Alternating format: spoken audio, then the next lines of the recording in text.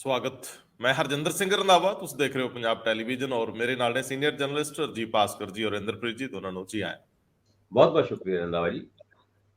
ਸਾਰਿਆਂ ਨੂੰ ਸਤਿ ਸ੍ਰੀ ਅਕਾਲ ਜੀ। ਪੰਜਾਬ ਦੇ ਗਵਰਨਰ ਬਨਵਾਰੀ ਲਾਲ ਪੁਰੋਹਿਤ ਇੱਕ ਵਾਰੀ ਫਿਰ ਸਰਗਰਮ ਹੋ ਗਏ ਨੇ। ਉਹਨਾਂ ਨੇ ਜਾਂਚ ਲਈ ਭੇਜੀ ਵੀਡੀਓ ਦੀ ਰਿਪੋਰਟ ਮੁੱਖ ਮੰਤਰੀ ਨੂੰ ਭੇਜ ਦਿੱਤੀ ਹੈ। ਕੀ ਇਹ ਵੀ ਨਾਲ ਲਿਖਿਆ ਕਿ ਇੱਥੇ ਕਾਰਵਾਈ ਕਰਕੇ ਦੱਸੋ ਜਾਂ ਰਿਪੋਰਟ ਮੰਗੀ ਹੋਵੇ? ਇਹ ਤੇ ਗੱਲ ਕਰਦੇ ਆ। ਦੂਜਾ, ਕੱਲ ਇੱਕ ਪੱਤਰਕਾਰ ਦੇ ਖਿਲਾਫ ਦਰਜ ਹੋਏ ਮਾਮਲੇ ਦੇ ਵਿੱਚ ਵੀ ਰਾਜਪਾਲ ਨੇ ਦਖਲ ਦਿੱਤਾ ਹੈ। ਉਂਝ ਉਧਰ ਸੁਖਪਾਲ ਸਿੰਘ ਖਹਿਰਾ ਦੇ ਖਿਲਾਫ ਦਰਜ FIR ਜਿਹੜੀ ਇੱਕ STM ਦੀ ਸ਼ਿਕਾਇਤ ਤੇ ਆ, ਉਹਦੇ ਵਿੱਚ ਹੋਰ ਧਾਰਾਵਾਂ ਜੋੜੀਆਂ ਗਈਆਂ। ਹੁਣ ਇਹ ਗੈਰ ਜ਼ਮਾਨਤੀ ਬਣਾਤੀ ਗਈ ਆ। ਕੀ ਖਹਿਰੇ ਦੀ ਗ੍ਰਿਫਤਾਰੀ ਹੋ ਜਾਊ ਜਾਂ ਉਹ ਰੂਪੋਸ਼ ਹੀ ਰਹਿਣਗੇ? ਕਿਉਂਕਿ ਕੱਲ ਦਾ ਉਹਨਾਂ ਦਾ ਕੋਈ ਥੋ ਪਤਾ ਲੱਗਿਆ ਨਹੀਂ, ਕੋਈ ਦੱਸ ਧੁੱਖ ਨਿਕਲੀ ਨਹੀਂ, ਲੱਗਦਾ ਇੱਧਰ ਉੱਧਰ ਹੋ ਗਏ ਨੇ। ਤੀਜਾ ਮਾਮਲਾ ਕੱਲ ਹਾਈ ਕੋਰਟ ਦੇ ਵਿੱਚ ਵੀ ਵਿਚਾਰ ਅਧੀਨ ਆਉਂਦਾ, ਔਰਤਾਂ ਤੇ ਬੱਚਿਆਂ ਦੇ ਖਿਲਾਫ ਜੁਰਮ ਨੂੰ ਲੈ ਕੇ। ਇਹ ਵੀ ਤੁਹਾਡੇ ਨਾਲ ਗੱਲ ਕਰਦੇ ਆ ਕਿਉਂਕਿ ਮੰਤਰੀ ਦੀ ਕਥਿਤ ਵੀਡੀਓ ਦਾ ਮਾਮਲਾ ਵੀ ਬੱਚਿਆਂ ਨਾਲ, ਨਾਬਾਲਗ ਨਾਲ ਜੁੜਿਆ ਹੋਇਆ। ਤੀਜਾ ਮਾਮਲਾ ਕਾਫੀ ਅਹਿਮ ਆ ਕਿ SCPC ਚੀਫ ਨੂੰ ਇੱਕ ਵਾਰੀ ਫਿਰ ਪੰਜਾਬ ਦੇ ਮੁੱਖ ਮੰਤਰੀ ਨੇ ਕਟਹਿਰੇ 'ਚ ਖੜਾ ਕੀਤਾ। ਜਲੰਧਰ ਦੀ ਇਲੈਕਸ਼ਨ ਦੇ ਨਜ਼ਰੀਏ ਤੋਂ ਇਹ ਮਰਹਲੇ, ਇਹ ਮਾਮਲੇ ਕਾਫੀ ਅਹਿਮ ਨੇ। ਕੱਲ ਰਾਤ, ਦੇਰ ਰਾਤ ਕੋਈ 11:30 ਦੇ ਆਸ-ਪਾਸ ਸੱਚਖੰਡ ਸ੍ਰੀ ਦਰਬਾਰ ਸਾਹਿਬ ਦੇ ਬਾਹਰ ਹੈਰੀਟੇਜ ਸਟਰੀਟ ਦੇ ਉੱਪਰ ਧਮਾਕਾ ਹੁੰਦਾ, ਜ਼ੋਰਦਾਰ ਧਮਾਕਾ। ਮੈਂ ਯਤਨ ਕੀਤਾ ਹੁਣੇ ਥੋੜੀ ਦੇਰ ਪਹਿਲਾਂ, ਨੌਕ ਕੀਤਾ। ਨਿਹਾਲ ਸਿੰਘ IPS ਜਿਹੜੇ ਕਿ ADGP ਨੇ, ਅੰਮ੍ਰਿਤਸਰ ਦੇ ਪੁਲਿਸ ਕਮਿਸ਼ਨਰ ਨੇ, ਲੇਕਿਨ ਉਹਨਾਂ ਨਾਲ ਗੱਲ ਹੋ ਨਹੀਂ ਸਕੀ। ਇਹਦੇ ਉੱਤੇ ਅਸਮੰਜਸ ਬਣਿਆ ਹੋਇਆ ਕਿ ਆਖਰ ਇਹ ਧਮਾਕਾ ਕੀ ਸੀਗਾ। ਇਹਦੇ ਨਜ਼ਰੀਏ ਤੋਂ ਅੱਗੇ ਥੋੜੀ ਡਿਟੇਲਸ ਆਉਣਗੀਆਂ, ਤੁਹਾਡੇ ਨਾਲ ਸਾਂਝੀਆਂ ਕਰਦੇ ਆ। ਲੇਕਿਨ ਅਮਰੂਦਾਂ ਵਾਲੇ ਮਾਮਲੇ 'ਚ ਚੀਤਾ ਕਿਉਂ ਵੜ ਗਿਆ ਕਿ ਕਿੰਨੂਆਂ ਤੋਂ ਜਿੰਨ ਬਣਾਈ ਗਈ ਹੈ? ਪੰਜਾਬ ਦੇ ਕਿੰਨੂਆਂ ਤੋਂ ਜਿੰਨ ਹੁਣ ਦਾਰੂ ਪੀਣ ਵਾਲਿਆਂ ਨੂੰ ਪਤਾ ਹੈ।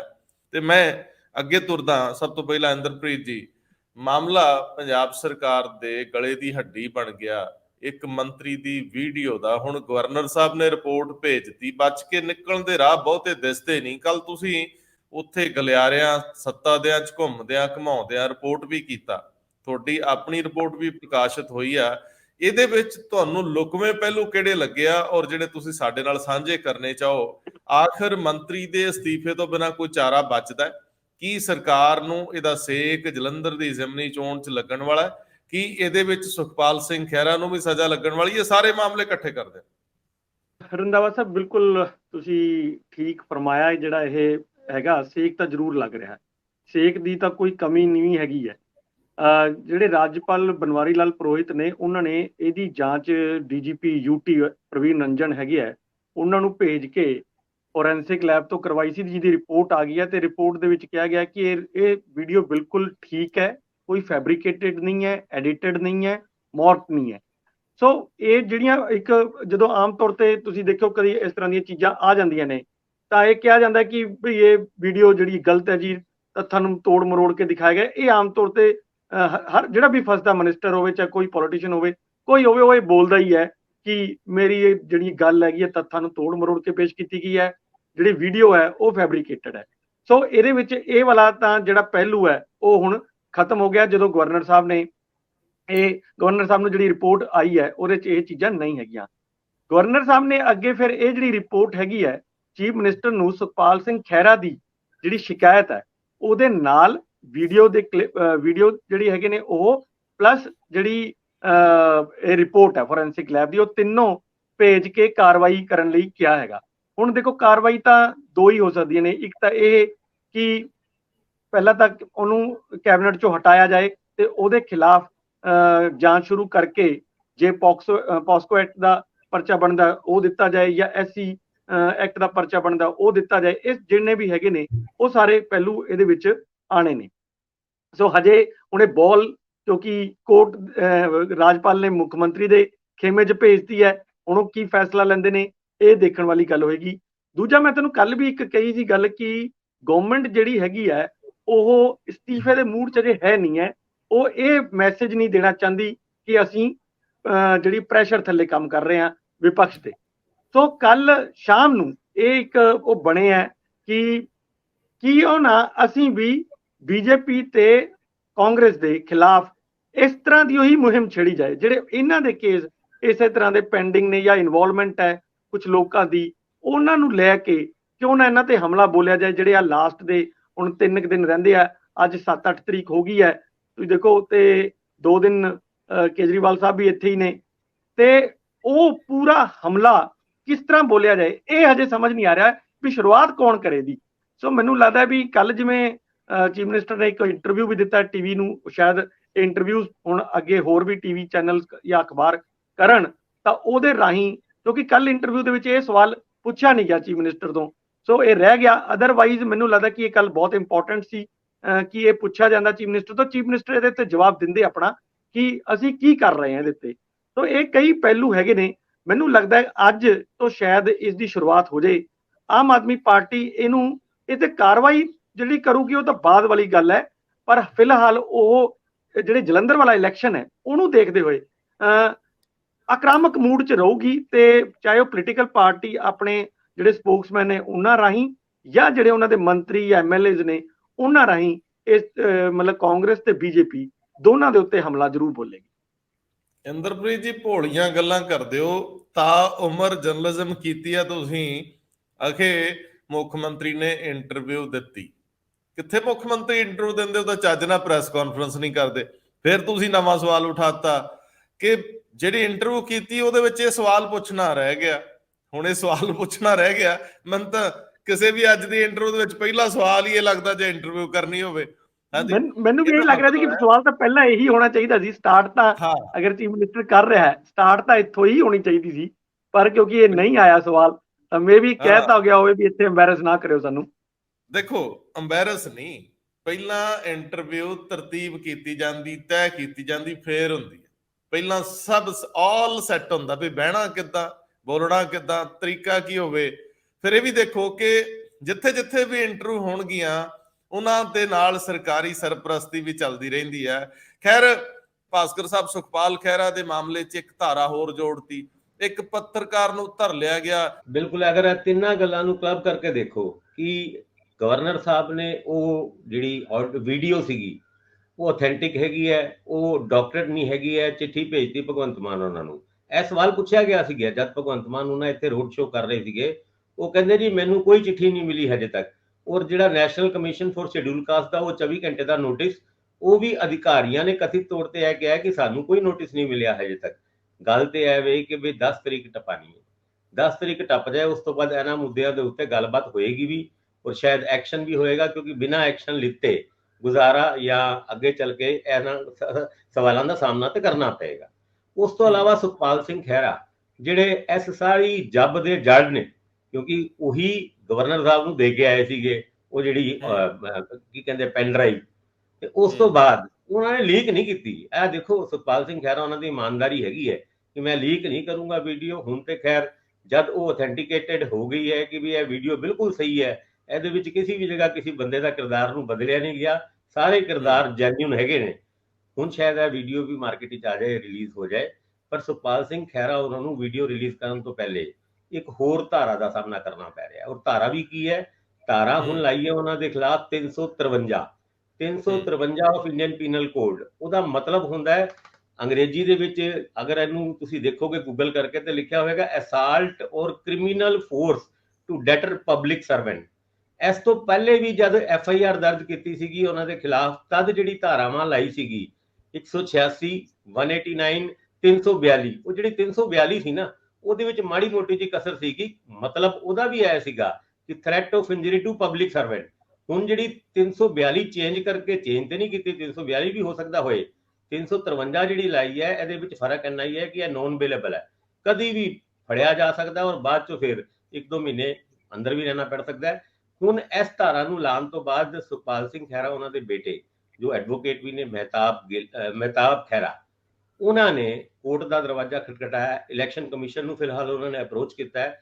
ਇਲੈਕਸ਼ਨ ਕਮਿਸ਼ਨ ਨੂੰ ਗੁਹਾਰ ਲਾਈ ਹੈ ਕਿ ਕਿਉਂਕਿ ਉਹਨਾਂ ਦੇ ਪਿਤਾ ਸਟਾਰ ਕੈਂਪੇਨਰ ਨੇ ਜਲੰਧਰ ਜਿਮਨੀ ਚੋਣਾਂ ਦੇ ਵਿੱਚ, ਤੇ ਉਹਨਾਂ ਨੂੰ ਪ੍ਰਚਾਰ ਕਰਨ ਤੋਂ ਰੋਕਣ ਵਾਸਤੇ ਇਹ ਜਿਸ ਤਰੀਕੇ ਨਾਲ ਨੌਨ ਬੇਲੇਬਲ ਜਿਹੜੀ ਧਾਰਾ ਲਾਈ ਹੈ, ਉਹ ਆਪਣੇ ਆਪ ਵਿੱਚ ਪੋਲੀਟੀਕਲ ਵੈਂਡੇਟਾ ਦਾ ਇੱਕ ਕੇਸ ਹੈਗਾ। ਹੁਣ ਇਲੈਕਸ਼ਨ ਕਮਿਸ਼ਨ ਇਹਦੇ ਉੱਤੇ ਕੀ ਡਿਸੀਜਨ ਲੈਂਦਾ, ਇਹ ਤੇ ਹਜੇ ਦੇਖਣ ਜੋਗੀ ਗੱਲ ਹੈਗੀ ਹੈ। 2 ਦਿਨ ਕੈਂਪੇਨ ਦੇ ਬਚੇ ਨੇ, 2 ਦਿਨ ਕੈਂਪੇਨ ਦੇ ਵਿੱਚ ਖਹਿਰਾ ਉਹਨਾਂ ਦੀ ਛੇੜੀ ਹੋਈ ਗੱਲ ਕਿੰਨੀ ਕੁ ਇਲੈਕਸ਼ਨ ਦੇ ਵਿੱਚ ਹਾਵੀ ਹੁੰਦੀ ਹੈ, ਟਿਲਟ ਹੁੰਦੀ ਹੈ। ਭਗਵੰਤ ਮਾਨ ਉਹਨਾਂ, ਕੇਜਰੀਵਾਲ ਉਹਨਾਂ ਅੱਜ ਵੀ ਇੱਥੇ ਰੋਡ ਸ਼ੋਅ ਕਰਨਗੇ। ਰੋਡ ਸ਼ੋਅ ਦੇ ਵਿੱਚ ਹੋ ਸਕਦਾ ਹੈ ਕੁਝ ਸਵਾਲ ਪੁੱਛੇ ਜਾਣ, ਪਰ ਇਹ ਵੀ ਹੋ ਸਕਦਾ ਉਹਨਾਂ ਸਵਾਲਾਂ ਦੇ ਜਵਾਬ ਉਹ ਨਾ ਦੇਣ। ਫਿਰ ਗੱਲ ਆਉਂਦੀ ਹੈ ਭਾਵਨਾ ਕਿਸ਼ੋਰ, ਜਿਹੜੀ ਇੱਕ ਦਿੱਲੀ ਦੀ ਟਾਈਮਸ ਨਾਓ ਦੀ ਪੱਤਰਕਾਰ ਹੈ, ਉਹ ਲੁਧਿਆਣਾ ਆਈ ਸੀਗੀ। ਲੁਧਿਆਣਾ ਦੇ ਵਿੱਚ ਪਰਸੋਂ ਤੁਹਾਨੂੰ ਯਾਦ ਹੋਏਗਾ 80 ਜਿਹੜੇ ਮੁਹੱਲਾ ਕਲੀਨਿਕ ਹੈ ਉਹਨਾਂ ਨੂੰ ਖੋਲਣ ਦੇ ਵਾਸਤੇ ਕੇਜਰੀਵਾਲ ਉਹਨਾਂ ਚੇਚੇ ਤੌਰ ਤੇ ਆਪ ਆਏ ਸੀ, ਔਰ ਇਸ ਪੱਤਰਕਾਰ ਨੂੰ ਵੀ ਬੁਲਾਇਆ ਗਿਆ ਸੀ। ਪੱਤਰਕਾਰ ਜਦ ਉੱਥੋਂ ਉਸ ਇਵੈਂਟ ਨੂੰ ਕਵਰ ਕਰਕੇ ਜਾ ਰਹੀ ਹੁੰਦੀ ਹੈ ਤੇ ਉਸ ਗੱਡੀ ਦੀ ਟੱਕਰ ਹੋ ਜਾਂਦੀ ਹੈ ਕਿਸੇ ਦੋ ਮਹਿਲਾਵਾਂ ਦੇ ਨਾਲ, ਔਰ ਉਹਨਾਂ ਨੂੰ ਇੰਜਰੀ ਹੋ ਜਾਂਦੀ ਹੈ ਤੇ ਬਾਅਦ ਚੋਂ ਕੇਸ ਦਰਜ ਹੁੰਦਾ ਹੈ SC/ST ਐਕਟ ਦਾ। ਹਾਲਾਂਕਿ ਉਸ ਕੇਸ ਦੇ ਵਿੱਚ ਇਹ ਲੱਗਦਾ ਸੀਗਾ ਕਿ ਇਹ ਉਹ ਜਦ ਡਰਾਈਵਰ ਨੇ ਕੋਈ ਐਕਸੀਡੈਂਟ ਕੀਤਾ ਤੇ ਉਹਦੇ ਵਿੱਚ ਉਸ ਐਕਸੀਡੈਂਟ ਵਾਸਤੇ ਗੱਡੀ ਦੇ ਵਿੱਚ ਬੈਠੇ ਹੋਏ ਪੈਸੇਂਜਰ ਨੂੰ ਕਿੱਦਾਂ ਬੁੱਕ ਕੀਤਾ ਜਾ ਸਕਦਾ ਹੈ। ਨਾਲ ਦੇ ਨਾਲ SC/ST ਐਕਟ ਤਾਂ ਲੱਗਦਾ ਹੈ ਜਦ ਕੋਈ ਵਿਅਕਤੀ ਦੂਜੇ ਵਿਅਕਤੀ ਦੀ ਜਾਤ ਨੂੰ, ਕਾਸਟ ਨੂੰ ਜਾਣਦਾ ਹੋਏ ਔਰ ਜਾਣਬੁੱਝ ਕੇ ਇਸ ਤਰ੍ਹਾਂ ਦਾ ਕੋਈ ਰਿਮਾਰਕ ਦੇ। ਯਾਨੀ ਇਹਨਾਂ ਸਾਰੀ ਗੱਲਾਂ ਦਾ ਲੀਗਲ ਅਰੀਨਾ ਦੇ ਵਿੱਚ ਕੇਸ ਚੱਲਦਾ ਪਿਆ, ਔਰ ਇਮੀਡੀਏਟਲੀ ਪੁਲਿਸ ਦਾ ਉੱਥੇ ਜਾ ਕੇ ਪਹੁੰਚਣਾ, ਅਰੈਸਟ ਕਰਨਾ ਔਰ ਉਸ ਪੱਤਰਕਾਰ ਨੂੰ ਜੇਲ੍ਹ ਦੇ ਵਿੱਚ ਬੰਦ, ਹਵਾਲਾਤ ਦੇ ਵਿੱਚ ਬੰਦ ਕਰ ਦੇਣਾ ਔਰ ਜੁਡੀਸ਼ੀਅਲ ਰਿਮਾਂਡ ਤੇ ਵੀ ਭੇਜ ਦੇਣਾ। ਹਾਈ ਕੋਰਟ ਦਾ ਦਰਵਾਜ਼ਾ ਖਟਖਟਾਇਆ ਗਿਆ, ਇੰਟਰੀਮ ਬੇਲ ਉਸ ਜਰਨਲਿਸਟ ਨੂੰ ਮਿਲ ਗਈ ਹੈ, ਔਰ even national commission for women ਉਹਨਾਂ ਨੇ ਵੀ ਇਹਦਾ ਕੜਾ ਰੁਖ ਲੈਂਦੇ ਹੋਏ DGP ਸਾਹਿਬ ਨੂੰ ਇੰਸਟਰਕਸ਼ਨ ਦਿੱਤੀ ਹੈ ਕਿ ਆਪ ਇਸ ਕੇਸ ਦੇ ਵਿੱਚ ਦੇਖਣ। ਜਦ ਇਸ ਕੇਸ ਦਾ ਜ਼ਿਕਰ ਕਰਦੇ ਆ, ਕਿਉਂਕਿ ਜਦ ਇਹ ਖਬਰ ਲੱਗਦੀ ਹੈ ਇਹਦੇ ਵਿੱਚ ਇਹ ਵੀ ਚਰਚਾ ਹੁੰਦੀ ਹੈ ਕਿ 45 ਕਰੋੜ ਦਾ ਜਿਹੜਾ ਜ਼ਿਕਰ ਸੀਗਾ ਪਿਛਲੇ ਦਿਨਾਂ ਦੇ ਵਿੱਚ ਕੇਜਰੀਵਾਲ ਉਹਨਾਂ ਦੇ ਦਿੱਲੀ ਵਾਲੇ ਘਰ ਦੇ ਵਿੱਚ ਜਿਸ ਤਰੀਕੇ ਨਾਲ ਪੈਸੇ ਲਾਏ ਗਏ, ਉਹਦੇ ਉੱਤੇ ਇੱਕ ਐਕਸਟੈਂਸਿਵ ਸਟੋਰੀ ਇਸ ਪੱਤਰਕਾਰ ਨੇ ਕੀਤੀ ਸੀ। ਇਹ ਵੀ ਇੱਕ ਵਜ੍ਹਾ ਦੱਸੀ ਜਾ ਰਹੀ ਹੈ ਕਥਿਤ ਤੌਰ ਤੇ ਕਿ ਆ ਜਿਹੜਾ ਐਕਸ਼ਨ ਲੁਧਿਆਣੇ ਦੇ ਵਿੱਚ ਹੋਇਆ ਹੈ ਉਹਦਾ ਹੀ ਰਿਪਰਕੇਸ਼ਨ ਹੈ। ਜਦ ਇਸ ਕੇਸ ਦਾ ਅਸੀਂ ਜ਼ਿਕਰ ਕਰਦੇ ਆ ਤੇ ਯਾਦ ਆ ਜਾਂਦੀ ਹੈ ਉਹ ਬੱਗੇ ਦੀ, ਯਾਦ ਆ ਜਾਂਦੀ ਹੈ ਕੁਮਾਰ ਵਿਸ਼ਵਾਸ ਦੀ, ਜਿਹਨੂੰ ਦਿੱਲੀ ਤੋਂ ਫੜ ਕੇ ਲਿਆਉਣ ਦੇ ਵਿੱਚ ਅੰਬਾਲੇ ਕੁਰੂਕਸ਼ੇਤਰ ਦੇ ਵਿੱਚ ਕਿ ਜਿਸ ਤਰੀਕੇ ਨਾਲ ਹਰਿਆਣੇ ਦੇ ਵਿੱਚ ਅੱਧ ਰਸਤੇ ਦੇ ਵਿੱਚ ਦਿੱਲੀ ਪੁਲਿਸ, ਹਰਿਆਣਾ ਪੁਲਿਸ ਤੇ ਪੰਜਾਬ ਪੁਲਿਸ ਦਾ ਟਕਰਾਵ ਹੁੰਦਾ ਹੈ ਤੇ ਬੱਗਾ ਜਾਂਦਾ ਵਾਪਸ। ਇਸ ਕੇਸ ਦੇ ਵਿੱਚ ਵੀ ਕੁਝ ਐਦਾਂ ਦਾ ਹੀ ਹੋਇਆ ਕਿ ਉਸ ਪੱਤਰਕਾਰ ਨੂੰ ਬਕਾਇਦਾ ਇਨਵਾਈਟ ਕੀਤਾ ਗਿਆ ਸੀ ਲੁਧਿਆਣੇ ਦੇ ਇਵੈਂਟ ਵਾਸਤੇ ਤੇ ਇੱਥੇ ਲਿਆ ਕੇ ਉਹਦੇ ਖਿਲਾਫ ਇਸ ਤਰੀਕੇ ਦਾ ਕੇਸ ਕੀਤਾ। ਕੇਸ ਜੈਨੂਇਨ ਹੈ ਨਹੀਂ ਹੈ ਇਹ ਤੇ ਖੈਰ ਅਦਾਲਤ ਫੈਸਲਾ ਕਰੇਗੀ, ਪਰ ਪੈਂਦੇ ਸੱਟੇ ਪੱਤਰਕਾਰਤਾ ਦੇ ਖੇਤਰ ਦੇ ਵਿੱਚ, ਐਡੀਟਰਸ ਗਿਲਡ ਦੇ ਵਿੱਚ, ਪ੍ਰੈਸ ਕਲੱਬ ਆਫ ਚੰਡੀਗੜ੍ਹ ਦੇ ਵਿੱਚ, ਪ੍ਰੈਸ ਕਲੱਬ ਆਫ ਇੰਡੀਆ ਦੇ ਵਿੱਚ ਇਹਦਾ ਵਿਰੋਧ ਜ਼ਰੂਰ ਹੋ ਰਿਹਾ। ਔਰ ਇਸ ਮੁੱਦੇ ਦੇ ਉੱਤੇ ਹੁਣ ਪ੍ਰੈਸ ਦੀ ਆਜ਼ਾਦੀ ਦੇ ਉੱਤੇ ਇੱਕ ਹੋਰ ਖਤਰਾ ਲੱਗਦਾ ਹੈ ਕਿ ਇਸ ਮੁੱਦੇ ਨੂੰ ਇਸ ਤਰੀਕੇ ਨਾਲ ਹੀ ਨਿਪਟਿਆ ਜਾਣਾ ਚਾਹੀਦਾ ਔਰ ਸਰਕਾਰ ਨੂੰ ਵੀ ਕਾਰਨਰ ਹੋਣਾ ਪਏਗਾ। ਇਹ ਕਾਫੀ ਸੈਂਸਿਟਿਵ ਮਾਮਲਾ ਹੈ ਕਿਉਂਕਿ ਪੱਤਰਕਾਰ ਅਕਸਰ ਰਿਪੋਰਟ ਕਰਨ ਲਈ ਫੀਲਡ ਕਵਰ ਕਰਦੇ ਆ। ਮੈਨੂੰ ਲੱਗਦਾ ਕੋਈ ਵੀ ਸੰਵੇਦਨਸ਼ੀਲ ਗਵਰਨਮੈਂਟ ਘੱਟੋ ਘੱਟ ਲੋਕ ਕੰਸਰਨ ਵਾਲੀ, ਲੋਕ ਸਰੋਕਾਰਾਂ ਵਾਲੀ, ਉਹਨੂੰ ਇਹ ਨਹੀਂ ਜੱਚਦੀਆਂ ਚੀਜ਼ਾਂ, ਉਹਨੂੰ ਨਹੀਂ ਕਰਨਾ ਚਾਹੀਦਾ। ਖਾਸ ਤੌਰ ਤੇ ਆਮ ਵਿਅਕਤੀ ਦੀ ਤਰਜਮਾਨੀ ਕਰਨ ਵਾਲੀ ਕਿਸੇ ਧਾਰਾ ਨੂੰ ਤਾਂ ਬਿਲਕੁਲ ਹੀ ਵਾਰਾ ਨਹੀਂ ਖਾਂਦਾ, ਚੰਗਾ ਨਹੀਂ ਲੱਗਦਾ। ਇੰਦਰਪ੍ਰੀਤ ਜੀ, ਇਸ ਮਾਮਲੇ 'ਚ ਤੁਹਾਡੀ ਟਿੱਪਣੀ ਤਾਂ ਬਣਦੀ ਹੈ ਨਾ ਕਿ ਪੱਤਰਕਾਰਤਾ ਤੇ ਇੱਕ ਤਰ੍ਹਾਂ ਨਾਲ, ਕਿਉਂਕਿ ਫਿਰ ਨੈਸ਼ਨਲ ਮੀਡੀਆ ਦੇ ਵਿੱਚ ਜੋ ਰੌਲਾ ਪਿਆ ਨਾ ਉਹ ਬੜਾ ਅਹਿਮ ਸੀ। ਰੰਧਾਵਾ ਸਾਹਿਬ, ਬਿਲਕੁਲ ਜਿਹੜਾ ਇਹ ਇਸ਼ੂ ਹੈਗਾ ਇਹਦੇ ਬਾਰੇ ਵੈਸੇ ਤਾਂ ਵਿਸਤਾਰ ਨਾਲ ਭਾਸਕਰ ਸਾਹਿਬ ਨੇ ਦੱਸ ਹੀ ਦਿੱਤਾ ਹੈ। ਇਹਦੇ ਵਿੱਚ ਮੇਰੇ ਵੀ ਸਿਰਫ ਇੱਕੋ ਹੀ ਪੁਆਇੰਟ ਸੀ ਇਹ ਕਿ ਭਗਵੰਤ ਮਾਨ ਤਾਂ ਖੁਦ ਜਿਹੜੇ ਹੈਗੇ ਆ ਉਹ ਜਿਹੜੇ ਚੌਥਾ ਸਤੰਭ ਹੈ ਜਿਹੜਾ ਮੀਡੀਆ ਦਾ, ਉਹਦੀ ਜਦੋਂ ਤੱਕ ਓਪੋਜੀਸ਼ਨ 'ਚ ਰਹੇ ਆ ਉਹਦੇ ਲਈ ਆਵਾਜ਼ ਉਠਾਉਂਦੇ ਰਹੇ ਆ ਤੇ ਅੱਜ ਉਹ ਖੁਦ ਹੀ ਮਤਲਬ ਉਹਨਾਂ ਦੀ ਸਰਕਾਰ, ਮੈਂ ਨਹੀਂ ਕਹੂੰਗਾ ਉਹਦੀ ਖੁਦ ਹੀ, ਲੇਕਿਨ ਉਹਨਾਂ ਦੀ ਸਰਕਾਰ ਇਹ ਕੰਮ ਕਰ ਰਹੀ ਹੈ ਤੇ ਮੈਨੂੰ ਲੱਗਦਾ ਕਿ ਸ਼ੋਭਾ ਨਹੀਂ ਦੇ ਰਿਹਾ ਹੈ। ਇਸੇ ਕਰਕੇ ਬਹੁਤ ਜ਼ਿਆਦਾ ਆਲੋਚਨਾ ਹੋ ਰਹੀ ਹੈ।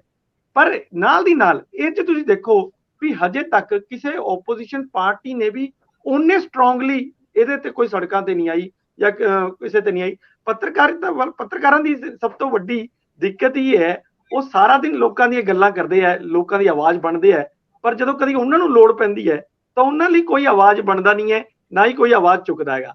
ਇਹ ਪੱਤਰਕਾਰਾਂ ਦੀ ਹਮੇਸ਼ਾ ਹੀ ਤਰਾਸਦੀ ਰਹੀ ਹੈ। ਕੱਲ ਇੱਕ ਦੋ ਮੇਰੇ ਵੱਡੇ ਨੇਤਾਵਾਂ ਨਾਲ ਵੀ ਇਸ ਬਾਰੇ ਗੱਲ ਹੋਈ ਸੀ ਤੇ ਮੈਂ ਉਹਨਾਂ ਨੂੰ ਕਿਹਾ, ਯਾਰ ਵੀ ਇਹ ਕੋਈ ਤਾਲੀਬਾਨ ਵਾਲਾ ਉਹ ਕੀ ਨਾਮ ਹੈ ਆਪਾਂ ਪ੍ਰਸ਼ਾਸਨ ਹੈ ਇੱਥੇ ਕਿ ਜਦੋਂ ਮਰਜ਼ੀ ਜਿਹਦੇ ਮਰਜ਼ੀ ਤੇ ਜੋ ਮਰਜ਼ੀ ਆਪਾਂ ਪਰਚਾ ਦਰਜ ਕਰ ਦਾਂਗੇ, ਤਾਂ ਮਤਲਬ ਇਹ ਤਾਂ ਤੁਹਾਡੀ ਪਾਰਟੀ ਨੂੰ ਵੀ ਨਹੀਂ ਜੱਚਦਾ, ਥੋੜਾ ਜਿਹਾ ਕਰੋ। ਪਰ ਉਹਨਾਂ ਕੋਲੇ ਵੀ ਸਵਾਲ, ਉਹਨਾਂ ਨੂੰ ਵੀ ਪਤਾ ਹੈ ਕਿ ਅਸੀਂ ਗਲਤੀ ਤੇ ਹੈਗੇ ਹਾਂ, ਜਵਾਬ ਉਹਨਾਂ ਕੋਲੇ ਵੀ ਕੋਈ ਹੈ ਨਹੀਂ ਇਹਦਾ। ਕੱਲ ਕਿਉਂਕਿ ਗਵਰਨਰ ਆਈਆਂ ਤਾਂ ਸਾਹਿਬ ਚੀਜ਼ਾਂ ਨੇ ਉੱਪਰੋਂ ਹੀ ਨੇ ਨਾ।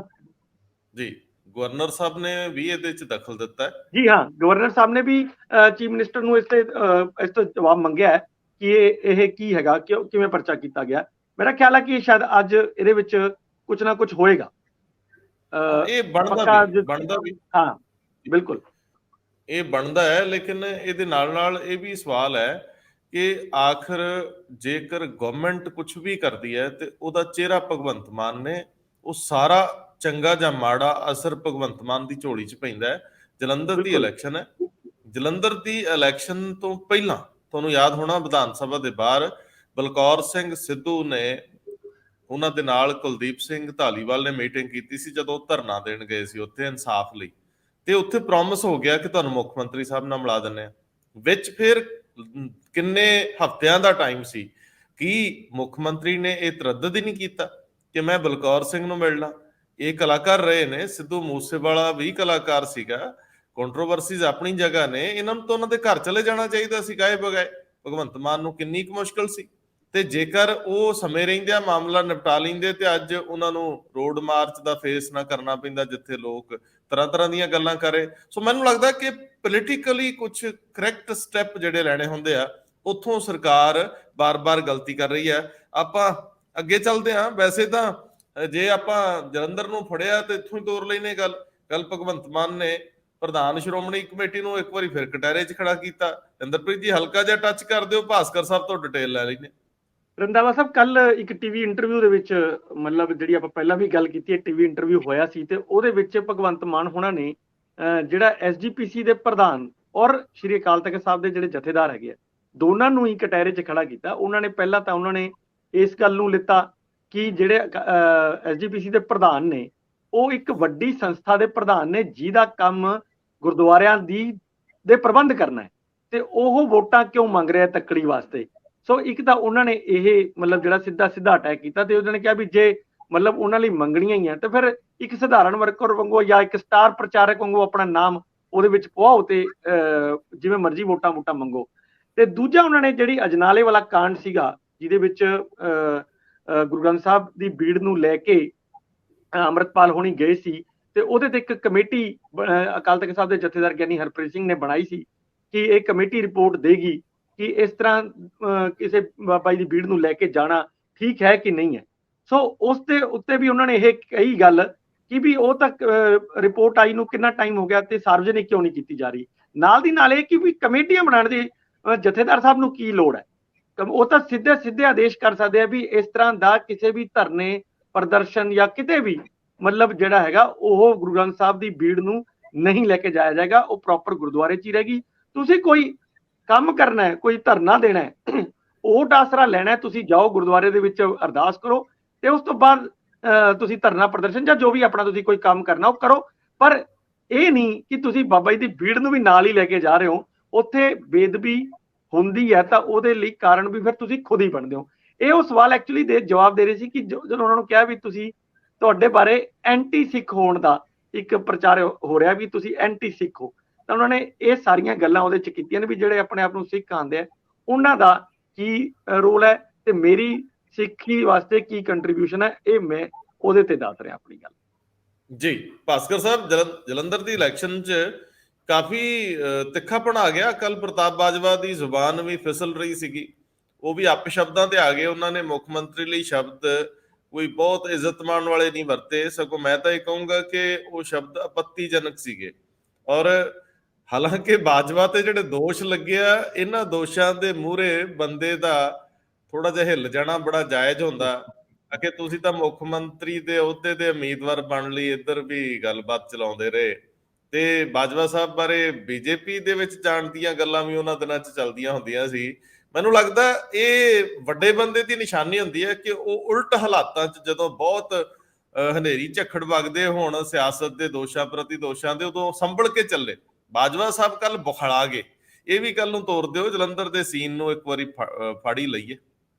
ਦੇਖੋ, ਜਲੰਧਰ ਦਾ ਸੀਨ ਬਿਲਕੁਲ ਭਖਿਆ ਪਿਆ। ਕੱਲ ਰੋਡ ਸ਼ੋ ਮੇਰੇ ਖਿਆਲ ਨਾਲ 5-7 ਵੱਡੀਆਂ ਬਰਾਤਾਂ ਇਸ ਕਰਕੇ ਕਵਾਂਗਾ ਕਿ ਬੀਜੇਪੀ ਦਾ 1.5-2 ਕਿਲੋਮੀਟਰ ਵੱਡਾ ਇੱਕ ਜਿਹੜਾ ਰੋਡ ਸ਼ੋ ਸੀਗਾ ਉਹ ਸੀਗਾ, ਨਾਲ ਲਾਗੇ ਹੀ ਭਗਵੰਤ ਮਾਨ ਉਹਨਾਂ ਦਾ ਜੋਤੀ ਚੌਂਕ ਇੱਥੇ ਇੱਕ ਜਗ੍ਹਾ ਹੈਗੀ ਉੱਥੋਂ ਚੱਲਿਆ ਤੇ ਉਹ ਵੀ ਬੜਾ ਲੰਬਾ ਚੌੜਾ ਸੀਗਾ।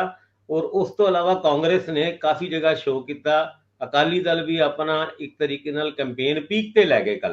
ਕੱਲ ਪੀਕ ਦਾ ਦਿਨ ਸੀਗਾ, ਉਸ ਤੋਂ ਬਾਅਦ ਰਾਤੀ ਆਈ ਹਨੇਰੀ। ਉਹ ਪੋਲੀਟੀਕਲ ਹਨੇਰੀ ਨਹੀਂ ਸੀ, ਉਹ ਹਨੇਰੀ ਚਲੋ ਮੌਸਮ ਦਾ ਇੱਕ ਬਦਲਾਅ ਸੀਗਾ। ਉਸ ਹਨੇਰੀ ਤੋਂ ਬਾਅਦ ਅੱਜ ਫੇਰ ਇੱਕ ਨਵੀਂ ਹਨੇਰੀ ਦੀ ਸ਼ੁਰੂਆਤ ਹੋਣੀ ਹੈ, ਜਦ ਬੀਜੇਪੀ ਫਿਰ ਭਗਵੰਤ ਮਾਨ ਤੇ ਕੇਜਰੀਵਾਲ ਉਹਨਾਂ ਫਿਰ ਇੱਕ ਰੋਡ ਸ਼ੋਅ ਬਹੁਤ ਵੱਡਾ ਕੱਢਣ ਦੀ ਤਿਆਰੀਆਂ ਕਰ ਰਹੇ ਨੇ। ਪਰ ਭਾਸਕਰ ਸਾਹਿਬ ਮੈਨੂੰ ਪਹਿਲਾਂ ਰੋਡ ਸ਼ੋਅ ਤੇ ਇੱਕ ਦੱਸ ਦਿਓ, ਜਦੋਂ ਜਲੰਧਰ ਵਰਗੇ ਸ਼ਹਿਰ ਦੇ ਵਿੱਚ ਆਮ ਦਿਨਾਂ 'ਚ ਟ੍ਰੈਫਿਕ ਬੜੀ ਫਸੀ ਰਹਿੰਦੀ ਆ, ਤੇ ਜਦੋਂ ਰੋਡ ਸ਼ੋਅ ਹੁੰਦੇ ਉਦੋਂ ਲੋਕਾਂ ਦਾ ਕੀ ਹਾਲ ਹੁੰਦਾ, ਦੁਕਾਨਦਾਰਾਂ ਦਾ ਕੀ ਹਾਲ ਹੁੰਦਾ, ਇਹ ਮੈਨੂੰ ਜ਼ਰਾ ਇਹਦੇ ਬਾਰੇ ਥੋੜੇ ਜਿਹਾ ਦੱਸ ਦਿਓ ਵੀ ਲੋਕ ਵੋਟਾਂ ਪਾਉਣਗੇ ਕਿ ਵੋਟਾਂ ਖਰਾਬ ਕਰਨ ਜਾਂਦੇ ਰੋਡ ਸ਼ੋਅ? ਰੋਡ ਸ਼ੋਅ ਦੇ ਵਿੱਚ ਇੱਕ ਗੈਦਰਿੰਗ ਹੁੰਦੀ ਹੈ, ਜਿਹਨੂੰ ਦੂਰ ਦੂਰ ਤੋਂ ਨੇੜੇ ਤੋਂ ਆਪਣੇ ਬੰਦੇ ਹੁੰਦੇ ਨੇ ਜਿਹੜੇ ਝੰਡੇ ਲੈ ਕੇ ਫਿਰਦੇ ਨੇ, ਇੱਕ ਸ਼ੋਅ ਕਰਨ ਦੀ ਕੋਸ਼ਿਸ਼ ਕੀਤੀ ਜਾਂਦੀ ਹੈ ਵੀ ਲੋਕ ਸਾਡੇ ਨਾਲ ਨੇ। ਹਾਲਾਂਕਿ ਲੋਕ ਸਭ ਤੋਂ ਜ਼ਿਆਦਾ ਪਰੇਸ਼ਾਨ ਹੁੰਦੇ ਨੇ ਏਦਾਂ ਦੇ ਰੋਡ ਸ਼ੋਅ ਤੋਂ। ਤੁਸੀਂ ਕੋਈ ਚੀਜ਼ ਲੈਣੀ ਹੋਏ, ਕੋਈ ਬਿਮਾਰ ਹੋਏ, ਕੋਈ ਕੰਮ ਹੋਏ, ਤਾਂ ਤੁਹਾਨੂੰ ਇਹਨਾਂ ਰੋਡ ਸ਼ੋਅ ਦਾ ਸ਼ਿਕਾਰ ਹੋਣਾ ਪੈਂਦਾ ਹੈ। ਹੁਣ ਪੋਲੀਟੀਕਲ ਪਾਰਟੀਆਂ ਨੂੰ ਏਦਾਂ ਲੱਗਦਾ ਹੈ ਵੀ ਜਿਹਦੀ ਵਿਜ਼ਿਬਿਲਿਟੀ ਜ਼ਿਆਦਾ ਹੋਊਗੀ, ਜਿਹਦੀ ਰੋਡ ਸ਼ੋਅ ਦੇ ਵਿੱਚ ਟਰੱਕ ਜਾਂ ਹੋਰ ਲੋਕ ਜ਼ਿਆਦਾ ਪਹੁੰਚੇ, ਤੇ ਉਹਦੀ ਜਿੱਤ ਜਾਂ ਉਹ ਇੱਕ ਕਾਮਯਾਬੀ ਦੀ ਤਰ੍ਹਾਂ ਦੇਖਦੇ ਨੇ। ਭਾਵੇਂ ਰੈਲੀਆਂ ਹੋਣ, ਰੈਲੀਆਂ ਦੇ ਵਿੱਚ ਜਾਂਦੇ ਕੌਣ ਨੇ? ਮੈਂ ਕਦੀ ਵੀ ਕੋਈ ਆਮ ਲੋਕਾਂ ਨੂੰ ਉਸ ਰੈਲੀ ਦੇ ਵਿੱਚ, ਪੋਲੀਟੀਕਲ ਰੈਲੀ ਦੇ ਵਿੱਚ ਜਾਂਦੇ ਹੋਏ ਨਹੀਂ ਦੇਖਿਆ।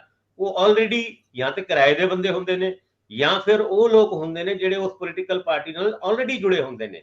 ਪਰ ਚਲੋ ਹਵਾ ਬਣਾਉਣ ਵਾਸਤੇ ਇਹ ਟੈਕਟਿਕ ਸਦੀਆਂ ਪੁਰਾਣੀ ਹੈਗੀ ਹੈ। ਪਰ ਹਾਂ, ਕੱਲ ਬਿਲਕੁਲ ਇੱਕ ਗਰਮੀ ਆ ਗਈ ਸੀਗੀ। ਉਹ ਗਰਮੀ ਭਗਵੰਤ ਮਾਨ ਉਹਨਾਂ ਦੇ ਉਸ ਇੰਟਰਵਿਊ ਦੇ ਵਿੱਚ ਵੀ ਦੇਖੀ ਗਈ, ਜਿਹਦੇ ਵਿੱਚ ਜਿਸ ਤਰ੍ਹਾਂ ਇੰਦਰਪ੍ਰੀਤ ਉਹਨਾਂ ਨੇ ਕਿਹਾ ਕਿ ਹਰਜਿੰਦਰ ਧਾਮੀ ਹੋਣਾ ਐਸਜੀਪੀਸੀ ਦੇ ਮੁਖੀ, ਉਹਨਾਂ ਨੂੰ ਵੀ ਕਿਹਾ ਕਿ ਸਟਾਰ ਪ੍ਰਚਾਰਕ ਹੀ ਬਣ ਜਾਓ, ਤੁਸੀਂ ਤੇ ਇੱਕ ਤਰੀਕੇ ਨਾਲ ਇੱਕ ਪਰਿਵਾਰ ਦਾ ਹੀ ਕੈਂਪੇਨ ਕਰ ਰਹੇ ਹੋ। ਔਰ ਅਕਾਲ ਤਖਤ ਦੇ ਜਥੇਦਾਰ ਸਾਹਿਬ ਨੂੰ ਵੀ ਇਹ ਕਹਿਤਾ ਵੀ ਤੁਸੀਂ ਤੇ ਇੰਸਟਰਕਸ਼ਨ ਇੱਕ ਫੈਮਿਲੀ ਕੰਟਰੋਲਡ ਐਸਜੀਪੀਸੀ ਦੇ ਰਾਹੀਂ ਆਪਣਾ ਤੁਸੀਂ ਕੰਮ ਕਰ ਰਹੇ ਹੋ। ਪਰ ਹਾਂ, ਜਿਹੜਾ ਬਾਜਵਾ ਸਾਹਿਬ ਦੇ ਉੱਤੇ ਉਹਨਾਂ ਦਾ ਅਟੈਕ ਸੀ ਨਾ, ਉਹ ਕੁਝ ਜ਼ਿਆਦਾ ਹੋ ਗਿਆ। ਜਿੱਦਾਂ ਅੰਗਰੇਜ਼ੀ ਦੇ ਵਿੱਚ ਕਹਿੰਦੇ ਨੇ ਹਿਟਿੰਗ ਬਿਲੋ ਦਾ ਬੈਲਟ, ਜਾਂ ਫਿਰ ਪੰਜਾਬੀ ਦੇ ਵਿੱਚ ਕਹਿੰਦੇ ਨੇ ਪੂੰਛ ਤੇ ਪੈਰ ਰੱਖ ਦੇਣਾ, ਉਦਾਂ ਦਾ ਕੁਝ ਹੋਇਆ। ਔਰ ਫਿਰ ਬਾਜਵਾ ਸਾਹਿਬ ਜਿਸ ਤਰੀਕੇ ਨਾਲ ਬੋਲੇ, ਉਹ ਵੀ ਤਮਾਮ ਉਹ ਮਰਿਆਦਾ, ਹਾਲਾਂਕਿ ਬਾਜਵਾ ਸਾਹਿਬ ਚਟਕਾਰੇ ਲੈ ਕੇ ਆਪਣੀ ਪ੍ਰੈਸ ਕਾਨਫਰੰਸ ਕਰਨ ਵਾਸਤੇ ਜਾਣੇ ਜਾਂਦੇ ਨੇ, ਉਹੀ ਇੱਕ ਸ਼ੈਲੀ ਬਿਕਰਮ ਸਿੰਘ ਮਜੀਠੀਆ ਉਹਨਾਂ ਦੀ ਵੀ ਹੈਗੀ ਹੈ। ਬਿਕਰਮ ਸਿੰਘ ਮਜੀਠੀਆ ਉਹਨਾਂ ਭਗਵੰਤ ਮਾਨ ਉਹਨਾਂ ਦਾ ਜਦ ਜ਼ਿਕਰ ਕਰਦੇ ਨੇ ਤੇ ਔਰ ਹਰ ਇੱਕ ਉਸ ਵੱਡੇ ਲੀਡਰ ਨੂੰ ਇੱਕ ਨਾਂ ਦਿੰਦੇ ਨੇ। ਭਗਵੰਤ ਮਾਨ ਉਹਨਾਂ ਨੂੰ ਉਹ ਝੰਡਾ ਕਹਿੰਦੇ ਨੇ, ਔਰ ਉਸ ਤੋਂ ਪਹਿਲੇ ਚਰਨਜੀਤ ਸਿੰਘ ਚੰਨੀ ਉਹਨਾਂ ਨੂੰ ਉਹ ਛੱਲਾ ਕਹਿੰਦੇ ਸੀਗੇ। ਔਰ ਇੱਥੇ ਜਿਹੜੀ ਗੱਲ ਕੱਲ ਬਾਜਵਾ ਸਾਹਿਬ ਨੇ ਕੀਤੀ, ਉਹ ਆਪਣੇ ਆਪ ਵਿੱਚ ਮੈਨੂੰ ਲੱਗਦਾ ਹੈ ਕਿ ਰਾਜਨੀਤਿਕ ਮਰਿਆਦਾ ਤੋਂ ਕਾਫੀ ਪਰੇ ਚਲੇਗੀ। ਮੁੱਖ ਮੰਤਰੀ ਨੂੰ ਪਤਾ ਨਹੀਂ ਕਿਹੜੇ ਚੀਜ਼ਾਂ ਦੇ ਵਿੱਚ ਸ਼ਰਾਬੀ ਇਹ ਉਹ ਬਹੁਤ ਕੁਝ ਕਹਿਤਾ ਉਹਨਾਂ ਨੇ। ਔਰ ਜਦ ਭਗਵੰਤ ਮਾਨ ਉਹਨਾਂ ਉਸ ਇੰਟਰਵਿਊ ਦੇ ਵਿੱਚ ਗੱਲ ਕਰਦੇ ਨੇ, ਕਹਿੰਦੇ ਦੇਖੋ ਜੀ, ਇਹਨਾਂ ਦੇ ਘਰ ਦੇ ਵਿੱਚ ਫਸਟ ਫਲੋਰ ਤੇ ਲੱਗਿਆ ਬੀਜੇਪੀ ਦਾ ਝੰਡਾ ਤੇ ਗਰਾਊਂਡ ਫਲੋਰ ਤੇ ਲੱਗਿਆ ਕਾਂਗਰਸ ਦਾ। ਜੇ ਬਾਜਵਾ ਸਾਹਿਬ ਉਹ 12 ਸੀੜੀਆਂ ਚੜ ਕੇ ਉੱਤੇ ਚਲੇ ਜਾਣ ਤੇ ਇਹ ਸਮਝੋ ਭਾਜਪਾ ਦੇ ਵਿੱਚ ਸ਼ਾਮਲ ਹੋ ਗਏ। ਜੇ 12 ਸੀੜੀਆਂ ਫਤਿਹ ਜੰਗ ਸਿੰਘ ਬਾਜਵਾ ਜਿਹਨਾਂ ਦਾ ਘਰ ਫਸਟ ਫਲੋਰ ਤੇ ਹੈ, ਉਹ ਥੱਲੇ ਉਤਰ ਜਾਣ 12 ਪੌੜੀਆਂ, ਤੇ ਉਹ ਕਾਂਗਰਸ ਦੇ ਵਿੱਚ ਦੁਬਾਰਾ ਸ਼ਾਮਿਲ ਹੋ ਜਾਂਦੇ ਨੇ। ਫਿਰ ਗੱਲ ਇਹ ਵੀ ਕੀਤੀ ਕਿ ਇਲੈਕਸ਼ਨ ਤੋਂ ਪਹਿਲੇ ਬਾਜਵਾ ਸਾਹਿਬ ਮੈਨੂੰ ਮਿਲੇ ਸੀਗੇ। ਬਾਜਵਾ ਸਾਹਿਬ ਨੇ ਕਿਹਾ ਸੀ ਵੀ ਮੈਨੂੰ ਲੈ ਲਓ ਆਪ ਵਿੱਚ ਤੇ ਮੈਨੂੰ ਬਣਾ ਦਿਓ ਮੁੱਖ ਮੰਤਰੀ ਦਾ ਕੈਂਡੀਡੇਟ, ਮੈਂ ਤੁਹਾਡੇ ਨਾਲ ਰਲਣ ਨੂੰ ਤਿਆਰ ਆ। ਤੇ ਭਗਵੰਤ ਮਾਨ ਉਹਨਾਂ ਦਾ ਇਹ ਕਹਿ ਸੀ ਕਿ ਮੈਂ ਕਿੱਥੇ ਜਾਵਾਂ, ਮੈਂ ਹੁਣ ਗੰਗਾਨਗਰ ਤੋਂ ਇਲੈਕਸ਼ਨ ਲੜਾ, ਰਾਜਸਥਾਨ ਤੋਂ ਇਲੈਕਸ਼ਨ ਲੜਾ। ਯਾਨੀ ਇਹਨਾਂ ਗੱਲਾਂ ਦਾ ਜ਼ਿਕਰ 14 ਮਹੀਨੇ ਬਾਅਦ ਹੋ ਰਿਹਾ ਹੈ। ਬਾਜਵਾ ਸਾਹਿਬ ਵੀ ਸੀਗੇ ਜਦ ਇਲੈਕਸ਼ਨ ਤੋਂ 3 ਮਹੀਨੇ ਬਾਅਦ ਉਹਨਾਂ ਨੇ ਇਹ ਗੱਲ ਕਹਿਤੀ ਸੀ, ਖਾਸ ਕਰਕੇ ਮਹਾਰਾਸ਼ਟਰ ਦੇ ਵਿੱਚ ਜੋ ਕੁਝ ਹੋਇਆ ਸੀ, ਕਿ ਵੀ ਇੱਕ ਜਹਾਜ਼ ਚੰਡੀਗੜ੍ਹ 에ਅਰਪੋਰਟ ਤੋਂ ਮਹਾਰਾਸ਼ਟਰ ਤੋਂ ਆਏਗਾ ਤੇ ਭਗਵੰਤ ਮਾਨ ਸਮੇਤ ਕਈ ਆਮ ਆਦਮੀ ਪਾਰਟੀ ਦੇ ਐਮਐਲਏ ਉਸ ਜਹਾਜ਼ ਵਿੱਚ ਜਾ ਕੇ ਫਿਰ ਭਾਜਪਾ ਦੇ ਵਿੱਚ ਸ਼ਾਮਿਲ ਹੋ। ਉਹੀ ਗੱਲ ਕੱਲ ਉਹਨਾਂ ਨੇ ਫਿਰ ਦੁਹਰਾਈ ਹੈ ਕਿ ਇਹ ਇਲੈਕਸ਼ਨ ਹਾਰਨ ਤੋਂ ਬਾਅਦ ਭਗਵੰਤ ਮਾਨ ਉਹਨਾਂ, ਕੇਜਰੀਵਾਲ ਉਹਨਾਂ ਦੇ ਪਹਿਲੇ ਸ਼ਿਕਾਰ ਹੋਣਗੇ। ਫਿਰ ਹੋ ਸਕਦਾ ਹੈ ਭਾਜਪਾ ਦੇ ਵਿੱਚ ਸ਼ਾਮਿਲ ਹੋ ਕੇ ਪੰਜਾਬ ਦੇ ਵਿੱਚ ਨਵੀਂ ਸਰਕਾਰ ਉੱਥੇ ਬਣੇ। ਇਹ ਸਾਰੀ ਗੱਲਾਂ ਦਾ ਕੋਈ ਬੇਸ ਨਹੀਂ ਹੈਗਾ, ਪਰ ਇਹ ਬੇਸਲੈਸ ਗੱਲਾਂ ਇਲੈਕਸ਼ਨ ਨੂੰ ਪੀਕ ਤੇ ਲੈਣ ਜਾਣ ਵਾਸਤੇ ਕੀਤੀ ਜਾਂਦੀ ਹੈ, ਕਿਉਂਕਿ ਗੁੱਸਾ ਤੇ ਚੜਦਾ ਹੈ। ਬਾਜਵਾ ਸਾਹਿਬ ਨੂੰ 14 ਮਹੀਨੇ ਬਾਅਦ ਜਦ ਉਹ ਇਸ ਕੰਪੇਨ ਨੂੰ ਲੀਡ ਕਰ ਰਹੇ ਨੇ, ਔਰ ਆਪਣੀ ਪ੍ਰੈਸ ਕਾਨਫਰੰਸ ਭਾਵੇਂ ਬੜੀਆਂ ਲੰਬੀਆਂ ਹੁੰਦੀਆਂ, ਸਿੱਧੇ ਐਲੀਗੇਸ਼ਨ ਲਾਉਂਦੇ ਨੇ ਉਹ ਭਗਵੰਤ ਮਾਨ ਉਹਨਾਂ ਦੇ ਉੱਤੇ, ਤੇ ਵਾਰੀ ਕੱਲ ਭਗਵੰਤ ਮਾਨ ਉਹਨਾਂ ਦੀ ਸੀਗੀ। ਪਰ ਫਿਰ ਉਛਾਲ ਉਸ ਰਾਜਨੀਤੀ ਦੇ ਵਿੱਚ ਔਰ ਜ਼ਬਾਨ ਦੇ ਵਿੱਚ ਦੋਨਾਂ ਦੀ ਦੇਖਿਆ ਗਿਆ। ਬਿਲਕੁਲ ਠੀਕ ਹੈ, ਦੋਨਾਂ 'ਚ ਦੇਖਿਆ ਗਿਆ। ਅਸੀਂ ਹੁਣ ਟੱਚ ਕਰਦੇ ਹਾਂ ਇੰਦਰਪ੍ਰੀਤ ਜੀ, ਦੋ ਮਾਮਲੇ ਨੇ। ਇੱਕ ਤਾਂ ਹੁਕਮਨਾਮਾ ਸਿੱਖਾਂ ਦੇ ਵਿੱਚ ਬਹੁਤ ਅਹਿਮ ਸਥਾਨ ਰੱਖਦਾ ਹੈ। ਕਿਸੇ ਵੀ ਕਾਰਜ ਦੀ ਸ਼ੁਰੂਆਤ ਤੋਂ ਪਹਿਲਾਂ ਔਰ ਖਾਸ ਤੌਰ ਤੇ ਹੁਕਮਨਾਮੇ ਦੇ ਨਜ਼ਰੀਏ ਤੋਂ ਕਈ ਲੋਕ ਆਪਣਾ ਦਿਨ ਵੀ ਸ਼ੁਰੂ ਕਰਦੇ ਆ, ਉਹਦੇ ਅਨੁਸਾਰ ਹੀ ਚੱਲਦੇ ਨੇ। ਮਰਿਆਦਾ ਦਾ ਇੱਕ ਵੱਡਾ ਪੱਖ ਹੈ। ਤੇ ਦੂਜਾ ਮਾਮਲਾ ਹੈਗਾ ਸਿੱਖ ਆਇਡੈਂਟੀਟੀ ਨੂੰ ਲੈ ਕੇ ਇੱਕ ਸੰਸਥਾ ਜਿਹੜੀ ਆ ਉਹ ਵੀ ਅੱਗੇ ਵਧ ਰਹੀ ਹੈ। ਦੋ ਚੀਜ਼ਾਂ ਨੂੰ ਇਕੱਠਿਆਂ ਕਲੱਬ ਕਰਦੇ ਹੋ। ਰੰਧਾਵਾ ਸਾਹਿਬ, ਜਿਹੜਾ ਇਹ ਬੜਾ ਇਸ਼ੂ 4 ਤਰੀਕ ਨੂੰ ਜਿਹੜਾ ਇੱਕ ਆਰਡਰ ਆਇਆ ਸੀਗਾ ਇਹਨਾਂ ਦਾ, ਸੌਰੀ 4 ਨਹੀਂ, ਜਿਸ ਦਿਨ ਬਾਦਲ ਸਾਹਿਬ ਦੀ ਡੈਥ ਹੁੰਦੀ ਹੈ ਉਸ ਦਿਨ ਇੱਕ ਆਰਡਰ ਆਇਆ ਸੀ ਹਾਈ ਕੋਰਟ ਦਾ, ਜਿਹਦੇ 'ਚ ਇੱਕ ਕੇਸ ਪਾਇਆ ਹੋਇਆ ਹੈ। SGPC ਨੇ ਇੱਕ ਪਰਚਾ ਦਰਜ ਕਰਾਇਆ ਹੈ। ਸੰਜੇ ਕੋਈ ਹੈਗੇ ਨੇ ਰਾਏ, ਜਿਹੜੇ ਮਯੂਰ ਵਿਹਾਰ ਦਿੱਲੀ ਦੇ ਨੇ। ਉਹਨਾਂ ਨੇ ਕਿਹਾ ਵੀ ਉਹ ਗੁਰੂ ਨਾਨਕ ਸਾਹਿਬ ਦੇ ਅਵਤਾਰ ਨੇ। ਇਸ ਨੂੰ ਲੈ ਕੇ ਇੱਕ ਕੇਸ SGPC ਨੇ ਕਰਾਇਆ ਸੀ ਦਰਜ, ਤੇ SGPC ਨੇ ਕਿਹਾ ਵੀ ਮਤਲਬ ਸਾਡੇ ਤਾਂ ਗੁਰੂ ਗ੍ਰੰਥ ਸਾਹਿਬ ਤੋਂ ਬਾਅਦ ਕੋਈ ਹੋਰ ਗੁਰੂ ਨਹੀਂ ਹੈ, ਅੰਤਿਮ ਗੁਰੂ ਗ੍ਰੰਥ ਸਾਹਿਬ ਹੈ। ਇਹ ਉਹਨਾਂ ਨੇ ਹੁਕਮਨਾਮੇ ਦਾ ਵੀ ਇਹਦਾ ਜ਼ਿਕਰ ਕੀਤਾ। ਤਾਂ ਜੱਜ ਸਾਹਿਬ ਨੇ ਇਹ ਕਹਿਤਾ ਵੀ ਇਸ ਹੁਕਮਨਾਮੇ ਦੀ ਕੋਈ ਲੀਗਲ ਸੈਂਟੀਟੀ ਹੈਗੀ ਹੈ ਕਿ ਨਹੀਂ ਹੈਗੀ, ਇਹਦੇ ਉੱਤੇ ਮਤਲਬ ਦੇਖਣਾ ਪਊਗਾ। ਤੇ ਉਹਨਾਂ ਨੇ ਫਿਰ ਇੱਕ ਦੋ ਜਿਹੜੇ ਵਕੀਲ, ਜਿਹਨੂੰ ਅਸੀਂ ਕੋਰਟ ਮਿੱਤਰ ਕਹਿੰਦੇ ਆ ਹਿੰਦੀ 'ਚ, ਤਾਂ ਉਹਨਾਂ ਨੇ ਇਹਨਾਂ ਨੇ ਸਲਾਹ ਲਿੱਤੀ ਹੈ। ਤੇ ਉਹਨਾਂ ਨੇ ਫਿਰ ਕੱਲ ਇਹ ਕਿਹਾ ਵੀ ਨਹੀਂ, ਇਹ ਹੁਕਮਨਾਮਾ ਜਿਹੜਾ ਹੈਗਾ ਉਹ ਸਿੱਖਾਂ ਦੇ ਵਿੱਚ ਬਹੁਤ ਅਹਿਮ ਸਥਾਨ ਰੱਖਦਾ, ਇਸ ਤੋਂ ਉੱਪਰ ਕੁਝ ਨਹੀਂ। ਤਾਂ ਸ਼ਾਇਦ ਇਹ ਜਿਹੜਾ ਆਰਡਰ ਸੀ ਉਹਨਾਂ ਨੇ ਉਹ ਚੀਜ਼ ਉਹਨਾਂ ਨੇ ਵਾਪਿਸ ਲੈ ਲਈ ਹੈ, ਤੇ ਬਾਕੀ ਕੇਸ ਅਜੇ ਚੱਲਦਾ ਰਹੇਗਾ। ਜਿਸ ਤਰ੍ਹਾਂ ਜਿਹੜਾ 295 ਉਸ ਤੇ ਲਗਾਈ ਹੋਈ ਹੈ, ਉਹ ਵਾਲਾ ਕੇਸ ਉਸੇ ਤਰ੍ਹਾਂ ਹੀ ਚੱਲਦਾ ਰਹੇਗਾ। ਦੂਸਰਾ ਜਿਹੜਾ ਤੁਸੀਂ ਗੱਲ ਕੀਤੀ, ਸਿੱਖਾਂ ਦੀ ਜਿਹੜੀ ਛਵੀ ਨੂੰ ਖਰਾਬ ਕਰਨ ਦੀ ਕੋਸ਼ਿਸ਼ ਕੀਤੀ ਜਾ ਰਹੀ ਹੈ, ਉਹਨੂੰ ਲੈ ਕੇ ਇੱਕ ਐਕਟਿਵਿਸਟ ਹੈਗੇ ਨੇ ਡਾਕਟਰ ਸਾਹਿਬ ਨੇ, ਉਹਨਾਂ ਨੇ ਮਤਲਬ ਇੱਕ ਕੈਂਪੇਨ ਚਲਾਇਆ ਕਿ ਜਿਹੜੀ ਸਿੱਖਾਂ ਦੀ ਛਵੀ ਖਰਾਬ ਕੀਤੀ ਜਾ ਰਹੀ ਹੈ ਉਹਨੂੰ ਠੀਕ ਕੀਤਾ ਜਾਏ। ਇਹ ਦੇਖਣ 'ਚ ਆਮ ਤੌਰ ਤੇ ਆਂਦਾ ਹੀ ਹੈ। ਮੈਂ ਜਸਟ ਇੱਕ ਉਦਾਹਰਣ ਤੁਹਾਨੂੰ ਦੇ ਕੇ ਦੱਸੂਗਾ ਕਿ ਜਿਸ ਤਰ੍ਹਾਂ ਅਨੰਦਪੁਰ ਸਾਹਿਬ ਦਾ ਪ੍ਰਸਤਾਵ ਹੋਇਆ ਸੀਗਾ 1973 ਦੇ ਵਿੱਚ, ਉਹਦੇ ਵਿੱਚ ਕੋਈ ਜ਼ਿਆਦਾ ਵੱਡੀ ਗੱਲ ਨਹੀਂ ਸੀ ਸਿਵਾਏ ਇਹਦੇ ਕਿ ਜਿਹੜੇ ਫਾਈਨੈਂਸ਼ੀਅਲ ਰਾਈਟਸ ਨੇ ਉਹ ਸਟੇਟਾਂ ਨੂੰ ਦਿੱਤੇ ਜਾਣ।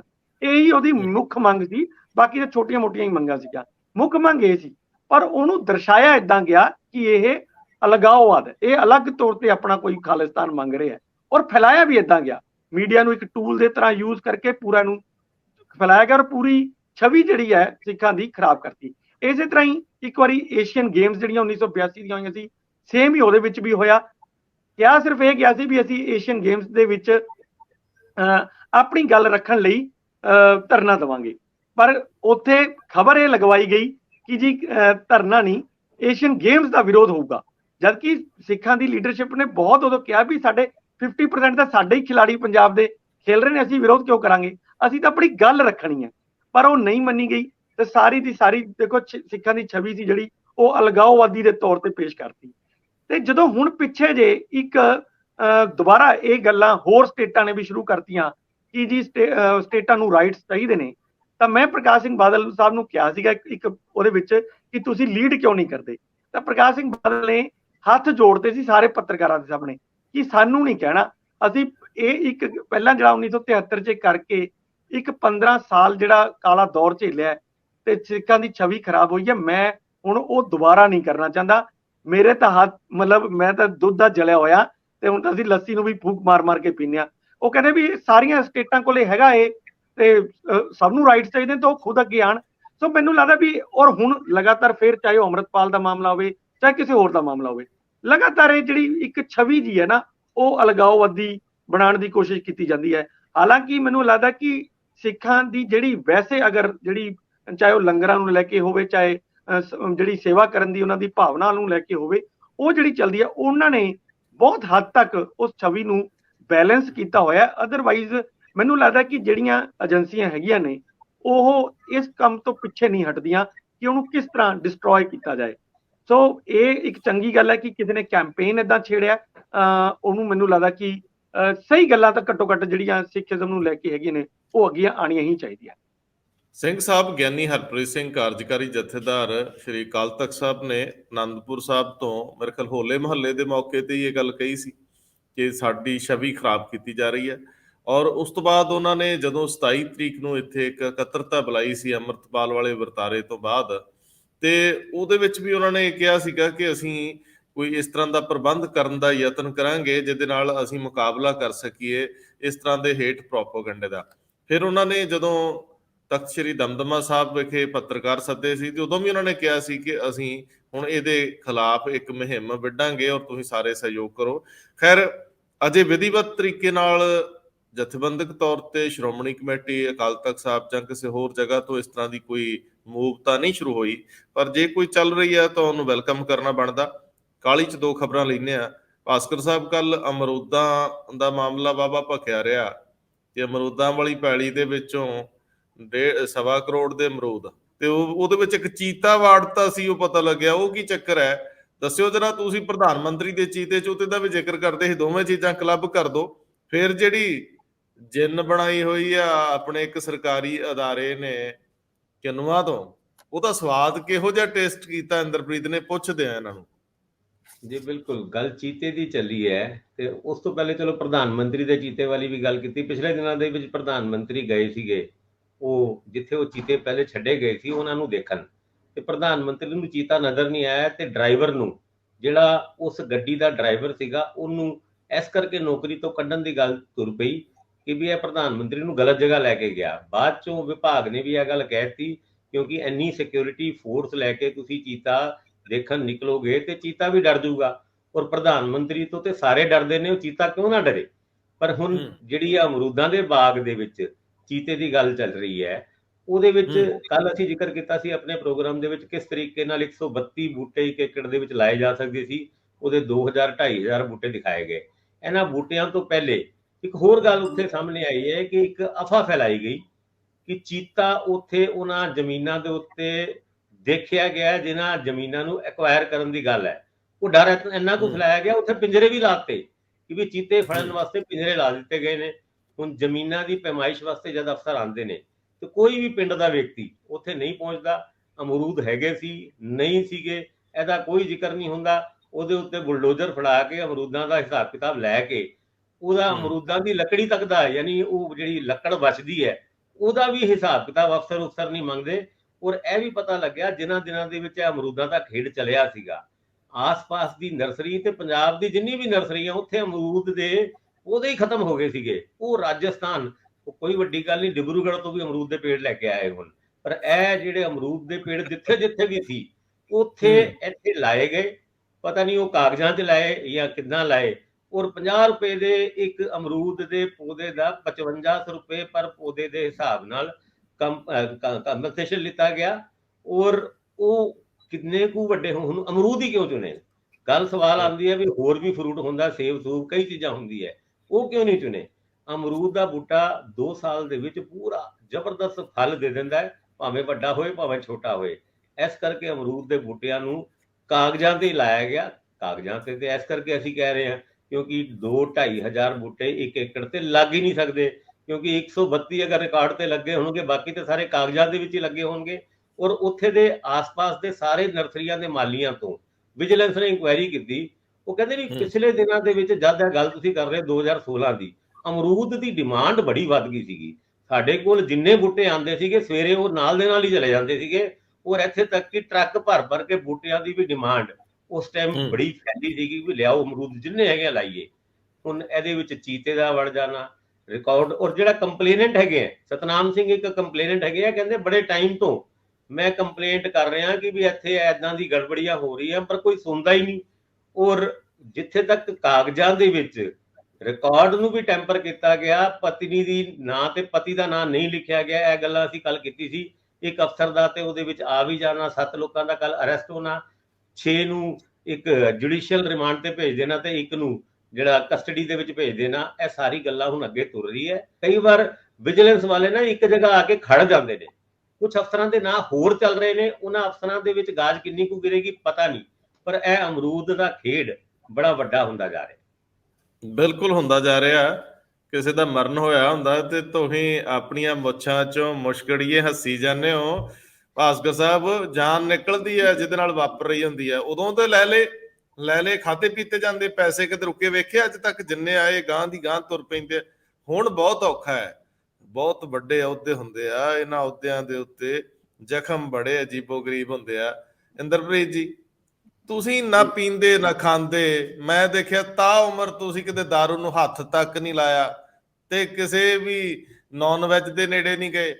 ਆ ਜਦੋਂ ਦਾ ਕਿੰਨੂਆਂ ਤੋਂ ਜਿੰਨ ਬਣਾਉਣ ਦਾ ਮਾਮਲਾ ਆਇਆ, ਤੁਹਾਡੇ ਤੇ ਉਤਸ਼ਾਹ ਦੇ ਵਿੱਚ ਹੀ ਛਾਲਾ ਮਾਰ ਕੇ ਉਬਾਲ ਆ ਗਿਆ। ਇਹ ਕੀ ਚੱਕਰ ਹੈ? ਇਹ ਮੈਨੂੰ ਅੱਜ ਤੱਕ ਸਮਝ ਨਹੀਂ ਆਈ ਕਿ ਪਹਿਲਾ ਬੰਦਾ ਜਿਹੜਾ ਸੋਫੀ ਬੰਦਾ ਹੈ ਤੇ ਉਹ ਸ਼ਰਾਬ ਨਾਲ ਇੰਨਾ ਮੋਹ ਪਾਲੀ ਬੈਠਾ। ਦੱਸੋ ਜਰਾ। ਨਹੀਂ, ਸ਼ਰਾਬ ਨਾਲ ਮੋਹ ਨਹੀਂ ਹੈ ਰੰਧਾਵਾ ਸਾਹਿਬ।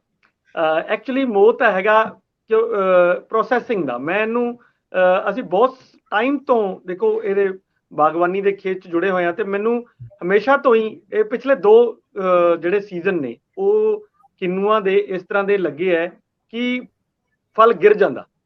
ਮਤਲਬ ਗਰਮੀ ਉੱਥੇ ਟੇਲਾਂ ਤੇ ਇਹ ਕੀ ਨਾਮ ਹੈ ਹੈਗੇ ਨੇ ਸਾਡੇ ਜਿੰਨੇ ਬਾਗ ਨੇ ਅਬੋਹਰ ਸਾਈਡ ਜਾਂ ਫਾਜ਼ਿਲਕਾ ਸਾਈਡ ਤੇ ਉਹ ਸਾਰਾ ਟੇਲ ਐਂਡ ਤੇ ਹੈ, ਤੇ ਜ਼ਮੀਨ ਦਾ ਪਾਣੀ ਤੁਹਾਨੂੰ ਪਤਾ ਹੈ ਖਰਾਬ ਹੈ, ਤੇ ਟੋਟਲ ਡਿਪੈਂਡੈਂਟ ਨੇ ਵਿਚਾਰੇ ਉਹ ਨਹਿਰੀ ਪਾਣੀ ਤੇ। ਜਦੋਂ ਉੱਥੇ ਨਹਿਰੀ ਪਾਣੀ ਨਹੀਂ ਪਹੁੰਚਦਾ ਇਹਨਾਂ ਦਿਨਾਂ ਜਦੋਂ ਬਹੁਤ ਗਰਮੀ ਹੁੰਦੀ ਹੈ, ਇਹ ਸੀਜ਼ਨ ਨੂੰ ਛੋੜ ਕੇ ਪਿਛਲੇ 2 ਸੀਜ਼ਨ ਤੇ ਬਹੁਤ ਗਰਮੀ ਰਹੀ ਤੇ ਨਾ ਹੀ ਨਹਿਰਾਂ ਚੱਲੀਆਂ, ਤੇ ਇਹ ਜਿਹੜਾ ਫਲ ਜਿਹੜਾ ਹੈ ਉਹ ਡ੍ਰੌਪ ਕਰ ਗਿਆ।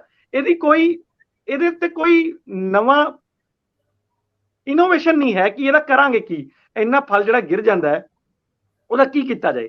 ਸੋ ਪਿਛਲੇ 2-3 ਸਾਲਾਂ ਤੋਂ ਲਗਾਤਾਰ ਇਹਦੇ ਉੱਤੇ ਕੰਮ ਚੱਲ ਰਿਹਾ ਸੀਗਾ। ਪੰਜਾਬ ਐਗਰੋ ਇਸ ਤੇ ਕੰਮ ਕਰ ਰਹੀ ਸੀ ਵੀ ਜਿਹੜਾ ਡਿੱਗਿਆ ਹੋਇਆ ਕੱਚਾ ਫਲ ਹੈ ਇਹਦਾ ਅਸੀਂ ਕੀ ਕਰ ਸਕਦੇ ਹਾਂ। ਇੱਕ ਤਾਂ ਪਹਿਲਾਂ ਜਿਹੜੇ ਆਪਣੇ ਪੰਨੂ ਸਾਹਿਬ ਸੀਗੇ, ਉਹਨਾਂ ਨੇ ਇੱਕ ਵਾਰੀ ਕੀਤੀ ਸੀ। ਕਾਹਨ ਸਿੰਘ ਪੰਨੂ ਜਦੋਂ ਸੀਗੇ ਉਹਨਾਂ ਨੇ ਕੰਮ ਕੀਤਾ ਸੀ। ਉਹਨਾਂ ਨੇ ਇੱਕ ਜਿਹੜੇ ਇਹਦੇ ਛਿਲਕੇ ਹੁੰਦੇ ਆ ਉਸ ਤੋਂ ਮੁਰਗੀ ਦੀ ਇੱਕ ਫੀਡ ਬਣਾਤੀ ਸੀ। ਉਹ ਪੇਟੈਂਟ ਪੰਜਾਬ ਐਗਰੋ ਨੇ ਹੁਣ ਕਰਵਾ ਲਈ ਹੈ। ਜਲਦੀ ਉੱਥੇ ਇੱਕ ਪਲਾਂਟ ਲੱਗਣ ਵਾਲਾ ਹੈ ਅਬੋਹਰ ਦੇ ਵਿੱਚ। ਇੱਕ ਕੰਪਨੀ ਨੇ ਨਿਵੇਸ਼ ਕਰਨ ਦਾ ਉਹ ਕਰਦਾ, ਪੇਟੈਂਟ ਵੀ ਹੋ ਕੇ ਆ ਗਿਆ। ਇਹ ਵੱਡੀ ਉਪਲਬਧੀ ਮੈਨੂੰ ਲੱਗਦਾ ਹੈਗੀ ਹੈ ਪੰਜਾਬ ਦੇ ਪੰਜਾਬੀ ਯੂਨੀਵਰਸਿਟੀ ਤੇ ਜਿਹੜਾ ਪੰਜਾਬ ਐਗਰੋ ਦਾ ਮਿਲ ਕੇ ਪ੍ਰੋਜੈਕਟ ਹੈ। ਦੂਸਰੀ ਹੁਣ ਇੱਕ ਵੱਡੀ ਉਪਲਬਧੀ ਹੁਣ ਆਈ ਹੈ, ਜਿਹੜੇ ਇਹ ਕੱਚਾ ਜਿਹੜਾ ਫਲ ਹੈ ਇਹਦਾ ਕੀ ਕਰੀਏ। ਫਲ ਤੋਂ ਫਿਰ ਉਹਨਾਂ ਨੇ ਜਿੰਨ ਬਣਾ ਲਈ ਹੈ, ਤੇ ਉਹ ਇੱਕ ਫਰਾਂਸ ਦੀ ਵੱਡੀ ਕੰਪਨੀ ਤੋਂ ਪਹਿਲਾਂ ਤਾਂ ਖੁਦ ਹੀ ਇਹਨਾਂ ਨੇ ਰਿਸਰਚ ਕੀਤੀ ਉਹਦੇ ਤੇ, ਫਿਰ ਫਰਾਂਸ ਦੀ ਇੱਕ ਵੱਡੀ ਕੰਪਨੀ ਤੋਂ ਇਹ ਬਣਵਾਈ ਹੈ ਔਰ ਟੈਸਟਿੰਗ ਲਈ ਗੋਆ ਦੇ ਵਿੱਚ ਭੇਜੀ ਹੈ। 12,000 ਪੇਟੀਆਂ ਤਿਆਰ ਕੀਤੀਆਂ ਨੇ ਇਹਦੀਆਂ, ਤੇ ਉਹ ਟੈਸਟਿੰਗ ਹੋ ਰਹੀ ਹੈ ਕਿਉਂਕਿ ਆਪਣੇ ਇੱਥੇ ਤਾਂ ਜੀ ਜਿੰਨ ਦਾ ਕੋਈ ਜ਼ਿਆਦਾ ਮੈਂ ਸੁਣਿਆ ਮਾਰਕੀਟ ਹੈ ਨਹੀਂ ਹੈ। ਲੋਕ ਵਿਸਕੀ ਜ਼ਿਆਦਾ ਪੀਂਦੇ ਹੈ। ਜਿੰਨ ਦੀ ਜਿਹੜੀ ਹੈਗੀ ਹੈ ਗੋਆ, ਬੰਬੇ ਇਹ ਜਿਹੜੇ ਸ਼ਹਿਰ ਨੇ, ਜਾਂ ਜਿਹੜਾ ਦਿੱਲੀ NCR ਵਾਲਾ ਏਰੀਆ ਹੈ, ਕਲਕੱਤਾ ਹੈਗਾ, ਚੇਨਈ ਹੈਗਾ, ਇੱਥੇ ਬਹੁਤ ਕਹਿੰਦੇ ਡਿਮਾਂਡ ਹੈ ਤੇ ਉਹ ਉੱਥੇ ਬਹੁਤ ਪਸੰਦ ਕੀਤੀ ਜਾ ਰਹੀ ਹੈ।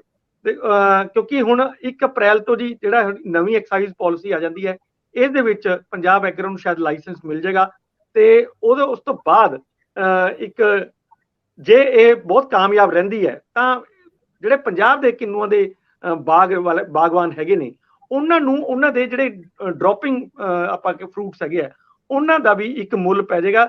ਉੱਪਰਲੇ ਦਾ ਤਾਂ ਪੈਂਦਾ ਹੀ ਸੀ, ਹੁਣ ਜਿਹੜੇ ਗਿਰੇ ਹੋਏ ਨੇ ਉਹਨਾਂ ਦਾ ਵੀ ਮੁੱਲ ਪੈ ਜਾਏਗਾ।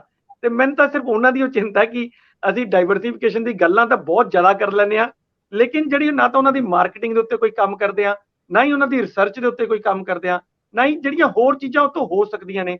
ਬਹੁਤ ਸਾਰੀਆਂ ਸੰਭਾਵਨਾਵਾਂ ਹੈਗੀਆਂ ਨੇ ਪਰ ਉਸ ਤੇ ਉਹਦੇ ਕੋਈ ਕੰਮ ਨਹੀਂ ਕਰਦੇ। ਐਟਲੀਸਟ ਪੰਜਾਬ ਐਗਰੋ ਪਿਛਲੇ 3-4 ਸਾਲ ਤੋਂ ਮੈਂ ਦੇਖਿਆ ਇਸ ਫੀਲਡ ਦੇ ਉੱਤੇ ਕੰਮ ਕਰ ਰਿਹਾ ਹੈ। ਦੇਖੋ, ਪੇਟੈਂਟ ਲੈਣਾ ਕਿਸੇ ਚੀਜ਼ ਦਾ ਬਹੁਤ ਵੱਡੀ ਗੱਲ ਹੁੰਦੀ ਹੈ। ਜੇ ਕਿਸੇ ਇੱਕ ਸਰਕਾਰੀ ਅਦਾਰੇ ਨੂੰ ਮਿਲ ਜੇ ਤਾਂ ਮੈਨੂੰ ਲੱਗਦਾ ਕਿ ਇਸ ਤੋਂ ਵਧੀਆ ਗੱਲ ਕੋਈ ਨਹੀਂ। ਔਰ ਦੂਸਰਾ, ਜੇ ਹੁਣ ਅਸੀਂ ਜਿੰਨ ਬਣਾਉਣ ਦੇ ਵਿੱਚ ਵੀ ਕਾਮਯਾਬ ਹੋ ਗਏ ਔਰ ਸਾਡੀ ਅਪੇक्षा ਤੋਂ ਜ਼ਿਆਦਾ ਕਹਿੰਦੇ ਪਸੰਦ ਕੀਤੀ ਜਾ ਰਹੀ ਹੈ ਉੱਥੇ, ਤਾਂ ਮੈਨੂੰ ਲੱਗਦਾ ਕਿ ਜੇ ਇੱਥੇ ਪਲਾਂਟ ਲੱਗ ਜਾਏਗਾ ਤਾਂ ਇੱਥੇ ਦੇ ਜਿਹੜੇ ਬਾਗਵਾਨ ਹੈਗੇ ਨੇ ਜਾਂ ਉਹ ਫਾਰਮਰ ਜਿਹੜੇ ਆਪਣੀ ਧਾਨ ਜਾਂ ਪੈਡੀ ਜਾਂ ਵੀਟ ਤੋਂ ਬਾਹਰ ਜਾਣਾ ਚਾਹੁੰਦੇ ਆ, ਉਹ ਵੀ ਇਸ ਪਾਸੇ ਵੱਲ ਨੂੰ ਤੁਰ ਸਕਦੇ ਆ ਜਦੋਂ ਉਹਨਾਂ ਕੋਲੇ ਇੱਕ ਮੌਕਾ ਆ ਗਿਆ। ਜਿੱਥੇ ਜਿੱਥੇ ਵੀ ਕਾਕਟੇਲ ਕਲਚਰ ਹੋਊਗਾ ਉੱਥੇ ਜਿੰਨ ਦੀ ਵਰਤੋਂ ਜ਼ਿਆਦਾ ਹੋਊਗੀ, ਇਹ ਮੰਨਿਆ ਜਾਂਦਾ ਹੈ। ਇਹ ਖੁਸ਼ਕ ਹੁੰਦੀ ਹੈ ਥੋੜੀ ਜਿਹੀ। ਭਾਸਕਰ ਸਾਹਿਬ ਇਹਦੇ ਗੁਣ ਔਗਣ ਜ਼ਰੂਰ ਦੱਸਣਗੇ, ਇਹ ਮੈਨੂੰ ਲੱਗਦਾ ਹੈ, ਕਿਉਂਕਿ ਇੰਦਰਪ੍ਰੀਤ ਜੀ ਇਹਨੂੰ ਸਹੀ ਤਰੀਕੇ ਨਾਲ ਪਰਿਭਾਸ਼ਿਤ ਨਹੀਂ ਕਰ ਸਕਣਗੇ ਕਿਉਂਕਿ ਇਹਨਾਂ ਨੇ ਬਰਾੜ ਸਾਹਿਬ ਜਿਹੜੇ ਮਨਜੀਤ ਸਿੰਘ ਬਰਾੜ ਕੀ ਨਾਮ ਦੱਸਦੇ ਸੀ ਜੀ? ਹਾਂਜੀ, ਮਨਜੀਤ ਬਰਾੜ। ਮਨਜੀਤ ਬਰਾੜ ਹੋਣਾ ਹਾਂ ਅੱਜ ਕੱਲ, ਪਰ ਉਹਨਾਂ ਨੂੰ ਹਟਾਤਾ। ਹੁਣ ਉੱਥੇ ਉਹ PSIEC ਦੇ MD ਬਣ ਗਏ ਆ। ਪਹਿਲਾਂ ਉਹਨਾਂ ਨੇ ਇਹ ਪ੍ਰੋਜੈਕਟ ਉਹਨਾਂ ਨੇ ਸ਼ੁਰੂ ਕੀਤਾ ਸੀ। ਇਹ ਉੱਥੇ ਉਹ ਸਕਾਚ ਬਣਾ ਲੈਣਗੇ, ਐਡੀ ਕਿਹੜੀ ਗੱਲ। ਬੜੀਆਂ ਜ਼ਮੀਨਾਂ ਵਿਹਲੀਆਂ ਪਈਆਂ, ਸਪੈਸ਼ਲ ਉੱਥੇ ਅਸੀਂ ਕੀਵੀ ਲਾਵਾਂਗੇ। ਮਨਜੀਤ ਬਰਾੜ ਨੇ ਜ਼ਰੂਰ ਟੇਸਟ ਕੀਤੀ ਹੋਣੀ ਆ, ਤੁਸੀਂ ਤੇ ਬਸ ਉਹਨਾਂ ਤੋਂ ਪੁੱਛਿਆ ਹੀ ਹੋਣਾ ਪੱਕਾ। ਭਾਸਕਰ ਸਾਹਿਬ ਨੂੰ ਇਹਨਾਂ ਨੂੰ ਚਾਹੀਦਾ ਵੀ ਇੱਕ ਵਾਰੀ ਇਹਦਾ ਟੇਸਟ ਦਿਖਾ ਕੇ ਫਿਰ ਇਹਨਾਂ ਤੋਂ ਪ੍ਰਭਾਸ਼ਿਤ ਕਰਾਉਣ ਤਾਂ ਕਿ ਇਹਨਾਂ ਦੇ ਬ੍ਰਾਂਡ ਨੂੰ ਬ੍ਰਾਂਡ ਵੈਲਿਊ ਮਿਲੇ। ਭਾਸਕਰ ਸਾਹਿਬ, ਇਹ ਸਾਰੀ ਗੱਲ ਨੂੰ ਥੋੜਾ ਜਿਹਾ ਟੱਚ ਕਰ ਦਿਓ। ਦੇਖੋ ਗਾਣੇ ਕਈ ਵਾਰ ਹੈਗੇ ਆ, ਪਤਾ ਨਹੀਂ ਘੜ ਦੀ ਕੱਢੀ ਦੇ ਉੱਤੇ ਕਈ ਗਾਣੇ ਹੈਗੇ ਆ। ਹੁਣ ਆਪਣੇ ਖੇਤਾਂ ਦੀ ਜਿਹਨੂੰ ਕਿੰਨੂਆਂ ਤੋਂ ਕੱਢੀ ਹੋਈ ਜਿੰਨ, ਜਦ ਇਹ ਜਿੰਨ ਦੀ ਗੱਲ ਕਰ ਰਹੇ ਸੀਗੇ ਇੰਦਰਪ੍ਰੀਤ ਹੋਣਾ, ਏਦਾਂ ਲੱਗਦਾ ਸੀ ਵੀ ਕਿ ਬੋਤਲ ਵਿੱਚ ਬੰਦ ਜਿੰਨ। ਕਿਉਂਕਿ ਜਿੰਨ ਜਦ ਪੰਜਾਬ ਦੇ ਵਿੱਚ ਗੱਲ ਹੁੰਦੀ ਹੈ ਵੀ ਅਕਸਰ ਕਿਤਾਬਾਂ ਦੇ ਵਿੱਚ ਵੀ ਪੜ੍ਹਦੇ ਆ ਬੋਤਲ ਤੋਂ ਜਿੰਨ ਕੱਢਿਆ, ਪਰ ਹੁਣ ਜਿੰਨ ਬੋਤਲ ਦੇ ਵਿੱਚ ਪਾਣ ਦੀ ਗੱਲ ਤੇ ਤੁਰ ਰਹੀ ਹੈ, ਔਰ ਜਿੰਨ ਉਹ ਨਹੀਂ ਹੈਗਾ, ਇਹ ਘਰ ਦੀ ਕੱਢੀ ਵਰਗਾ ਹੀ ਹੋਣਾ, ਵਧੀਆ ਹੈਗਾ। ਗੋਆ ਦੇ ਵਿੱਚ ਵਿਕੇਗਾ, ਦਿੱਲੀ ਦੇ ਵਿੱਚ ਵਿਕੇਗਾ, ਤੇ ਪੰਜਾਬ ਦੇ ਵਿੱਚ ਇਹਦੀ ਮਾਰਕੀਟ ਬੜੀ ਜ਼ਬਰਦਸਤ ਹੋਏਗੀ। ਪਰ ਇੱਕ ਵਾਰ ਇੰਦਰਪ੍ਰੀਤ ਉਹਨਾਂ ਨੂੰ ਵੀ ਇੱਕ ਰਿਕੁਐਸਟ ਹੈਗੀ ਹੈ ਵੀ ਚੈੱਕ ਜ਼ਰੂਰ ਕਰਾ ਲੈਣ ਕਿ ਵਧੀਆ ਹੈ ਕਿ ਨਹੀਂ ਹੈ। ਪਰ ਇਹ ਜਿੰਨ ਆਉਣਾ ਚਾਹੀਦਾ ਮਾਰਕੀਟ, ਔਰ ਜਦ ਆਏਗਾ ਤੇ ਪੰਜਾਬ ਦੀ ਆਪਣੀ ਘਰ ਦੀ ਕੱਢੀ, ਕਿਉਂਕਿ ਘਰ ਦੀ ਕੱਢੀ ਕਵਾਂਗੇ ਆਪਾਂ, ਪੰਜਾਬ ਦੀ ਕੱਢੀ ਹੋਈ ਘਰ ਦੀ ਸ਼ਰਾਬ ਹੋਵੇ, ਉਹ ਸਾਰੀ ਗੱਲਾਂ ਇਸ ਗਾਣੇ ਦੇ ਰੂਪ ਵਿੱਚ ਇਸ ਜਿੰਨ ਦੀ ਬੋਤਲ ਦੇ ਵਿੱਚ ਬੰਦ ਕਰਕੇ ਆ ਸਕਦੀ ਹੈ ਮਾਰਕੀਟ ਵਿੱਚ। ਹੁਣ ਬਿਲਕੁਲ, ਹੁਣ ਮਾਰਕਫੈਟ ਦੇ ਸਰੋਂ ਦੇ ਸਾਗ, ਮੱਕੀ ਦੀ ਰੋਟੀ ਵਾਲੇ ਸਟਾਲ ਮੇਲਿਆਂ ਤੇ ਜਿਹੜੇ ਲੱਗਦੇ ਵੱਖ-ਵੱਖ ਥਾਵਾਂ ਤੇ, ਉਹਦੇ ਨਾਲ ਪੰਜਾਬ ਐਗਰੋ ਸੱਜਰੇ ਸ਼ਰੀਕ ਵਾਂਗ ਜਿੰਨ ਦਾ ਸਟਾਲ ਲਾਇਆ ਕਰੂਗਾ, ਕਾਕਟੇਲ ਬਣਾ ਕੇ ਲਓ ਜੀ ਫਰੀ, ਲਓ ਜੀ ਫਰੀ। ਇਹਦੇ ਨਾਲ ਮਾਰਕਫੈਟ ਦੇ ਉਤਪਾਦ ਵੀ ਜ਼ਿਆਦਾ ਵਧਣਗੇ, ਵੇਚਣਗੇ। ਬਹੁਤ ਮਿਹਰਬਾਨੀ, ਬਹੁਤ ਧੰਨਵਾਦ। ਧੰਨਵਾਦ ਜੀ।